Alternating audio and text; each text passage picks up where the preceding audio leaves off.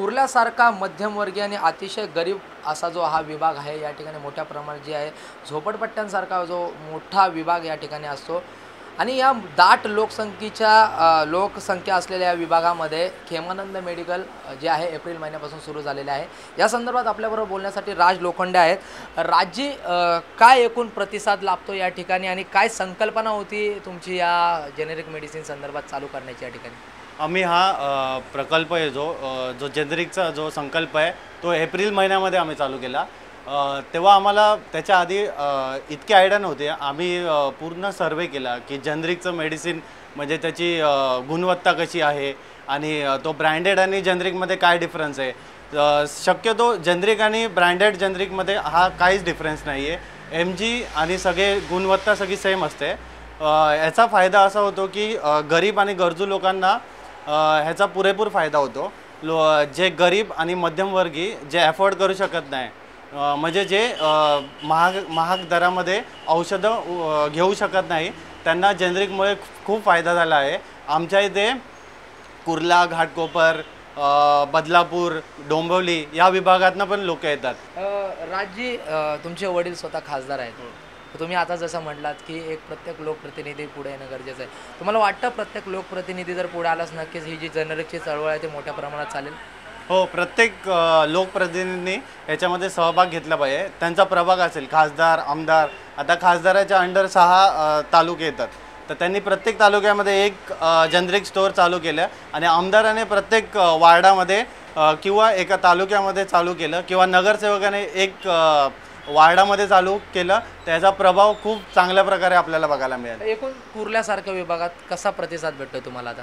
कुर्ल्यामध्ये एकदम अत्यंत चांगला प्रतिसाद मिळत आहे। आमच्या इथे खूप लांबून लोक येतात, कारण त्यांच्या इथे अवेलेबल नसल्यामुळे जेनेरिक मेडिकल स्टोअर, त्यामुळे ते आमच्याकडे येतात। डॉक्टरांच्या ज्या प्रिस्क्रिप्शन संदर्भात काय तुम्ही सांगाल? एकूण डॉक्टरांची काय होते आता सध्या परिस्थिती? डॉक्टर तर नॉर्मल जेनेरिक लिहूनच देत नाही, ते लोक ब्रँडेड लिहून देतात। तर आम्ही मग डॉक्टरला कन्व्हिन्स करावं लागतं की म्हणजे पेशंटला कन्व्हिन्स करतो की तुम्ही जेनेरिक मेडिसिन घ्या, म्हणजे तुम्हाला याचा फायदा होईल पुरेपूर। माझं नाव डॉक्टर चेतन लोखंडे। मी सायनमध्ये सायकेट्री डिपार्टमेंटमध्ये स्पेशालिटी मेडिकल ऑफिसर म्हणून काम करतो आहे। आणि मला इथे सांगायला चांगलं वाटतं की हा जो तुम्ही कार्यक्रम ठेवला आहे जेनेरिक मेडिसिनबद्दल, तर मग तुम्ही एक चांगले इनिशिएटिव्ह घेतला आणि मी सगळ्यांना आवाहन करू इच्छितो की जास्तीत जास्त जेनेरिक मेडिसिनचा प्रसार आणि वापर झाला पाहिजे।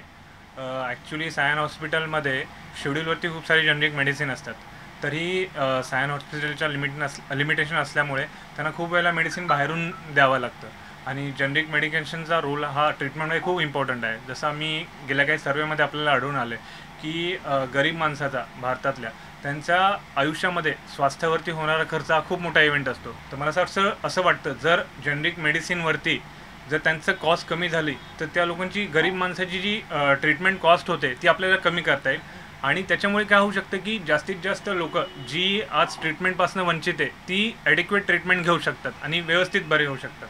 त्यामुळे मला असं वाटतं की सगळ्या प्रॅक्टिशनर जे आहेत डॉक्टर, त्यांनी तर जेनेरिक मेडिकेशन लिहून द्यायलाच हवेत, पण त्याचबरोबर जे आपले मोठे हॉस्पिटल आहेत, जसे जे हॉस्पिटल झालं, BMCचे हॉस्पिटल झालं, KEM, नायर, सायन, त्या हॉस्पिटल्सने एक पाऊल पुढं जाऊन आपल्या शेड्यूलवर जेनेरिक मेडिकेशन तर मिळतातच आहे त्यांना, पण त्याच्या पुढे जाऊन जर त्यांनी आपल्याकडे जे फार्मसीचे स्टोअर असतात तिथे जर त्यांनी जेनेरिक मेडिकेशन तिथे विकण्यासाठी कंपल्शन केलं किंवा असं काही खेमानंद फार्मासारखे काहीतरी स्टोअर्स आहेत जेनेरिक, तर त्यांना तिकडे प्रायोगिक तत्त्वावर त्यांना जर एक संधी दिली की त्यांनी जास्तीत जास्त लोकांपर्यंत पोहोचण्यासाठी त्यांना एक जागा उपलब्ध करून दिली जिथे ते जेनेरिक मेडिकेशन देऊ शकतात, कारण BMCचे किंवा गव्हर्नमेंटचे काही लिमिटेशन येतात, तर याच्यामध्ये त्यांना खूप हेल्प होऊ शकते। आणि एकदा गव्हर्नमेंट किंवा BMCच्या हॉस्पिटलमध्ये जर लोकांमध्ये एक अवेअरनेस आली तर मला वाटतं की बाकी सगळ्यांमध्ये लोकांपर्यंत पोहोचण्यासाठी खूप उत्तम मार्ग राहील तो की जेनेरिक आणि ब्रँडेड ह्याच्यामध्ये बेसिकली 3 लेवलवर आपण हे करतो की कसं इफेक्टिव्हनेस आहे ड्रगचं। एक तर थेरपेटिक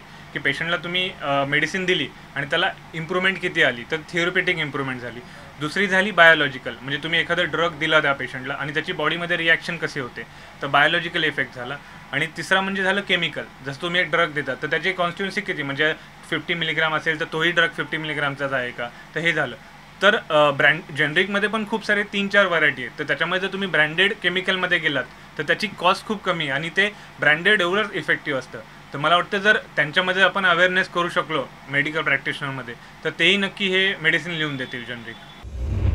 महाराष्ट्रामध्ये या जेनेरिक संदर्भात किती जागृती आहे, नक्की जेनेरिक मेडिसिन भेटतात कुठे, या संदर्भात गेल्या 3 दिवसापासून जो आढावा घेण्याचा प्रयत्न केला, यामध्ये मुंबईभरात ही जेनेरिक औषधं कुठे मिळतात, त्याबरोबर या जेनेरिक संदर्भात किती संभ्रम आहेत हे जाणण्याचा प्रयत्न आपण मोहीममधून केला.